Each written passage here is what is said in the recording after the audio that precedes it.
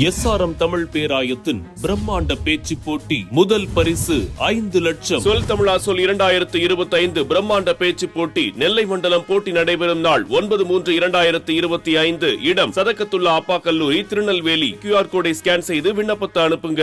அதிமுகவுடன் கூட்டணி வைப்பது குறித்தான கேள்விக்கு நாளை பதிலளிப்பதாக பாஜக மாநில தலைவர் அண்ணாமலை தெரிவித்துள்ளார். கோவை விமான நிலையத்தில் பாஜக மாநில தலைவர் அண்ணாமலை செய்தியாளர்களை சந்தித்து பேசினார். அப்போது பாஜகவுடன் கூட்டணி வைப்பது தொடர்பான கேள்விக்கு அதிமுக பொதுச் செயலாளர் எடப்பாடி பழனிசாமி எந்த மறுப்பும் தெரிவிக்காதது குறித்த கேள்வி எழுப்பப்பட்டது.